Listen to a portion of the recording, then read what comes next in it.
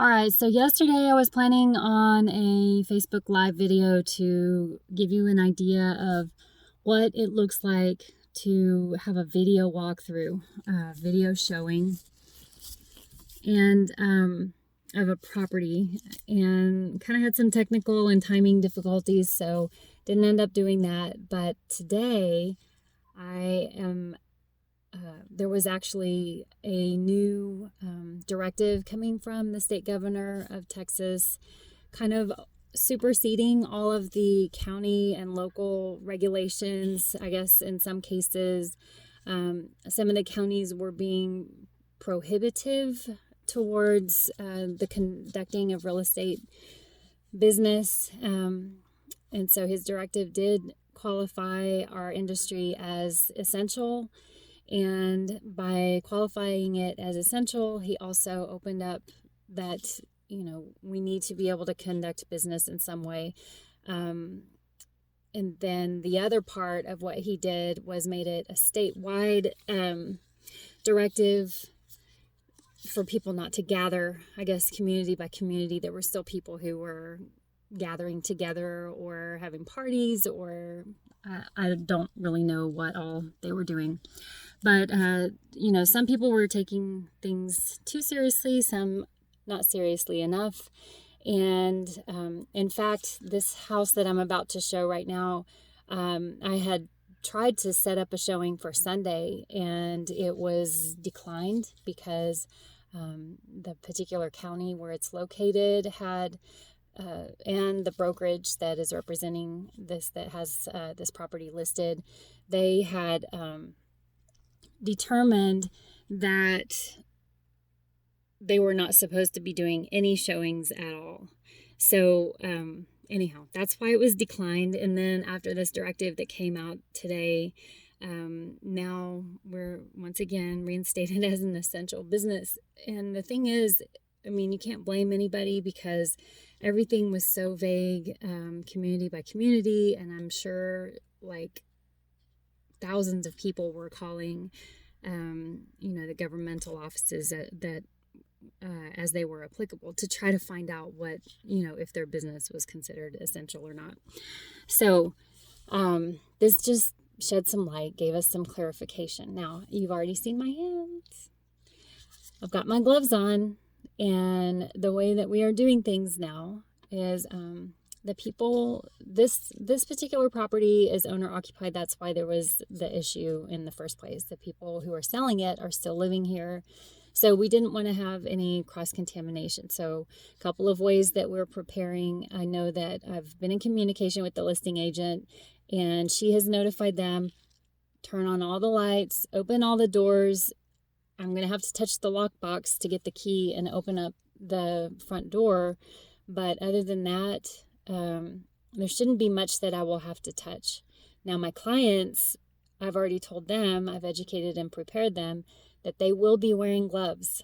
I have my trusty box of gloves, and actually my whole pack of goodies with shoe covers and sprays and all kinds of Germ-X and Clorox wipes and stuff like that. But anyhow, I've let them know that is the expectation. They're going to be covering, especially their hands, and probably wear foot coverings as well, just to prevent, tracking anything in. And then if there's a door that needs to be open, I'm going to be the one opening it. It's not going to be them. This particular client, we've looked at several houses. It's one of those type of things that kind of the type of property that they're looking for. We see the pictures online, and invariably there's something different when we show up at the place. So they were very hesitant to do just a video call, a video showing. So they had finally agreed to do that. But this is really a blessing. I think that we've got a little more liberty at this point to conduct business. It makes me feel better. The pressure's off of me. I'm sure every single broker in the state of Texas sighed an exhale of relief at the interpretation being clarified further. we just need to be on a unified front in this. And, for the people who still think it's okay to go gather or not wear gloves to the grocery store or whatever store you're going to, please, please, please help us to curtail this. And if you get sick, you're not going to help curtail it. So, anyhow, we're doing our part. We're trying to be careful, and just hope that these efforts that we're making will kind of prevent the proliferation of this disease, and that we can get it under control and start to get back to normal life. I mean, it's been interesting. I'm I think one of the fortunate people who just has things set up to work from home already, and it's just been a little extra step to try to plan for everything to be virtual, including showings. But we've got technology. I'm grateful every day for all the communication that we have at our fingertips, that being able to do videos like this, or go on Facebook Live or Instagram TV or whatever. And actually when we were talking about doing a like a virtual video tour, what we were going to use Google Duo. So that's kind of, that's another option. A lot of people are using Zoom.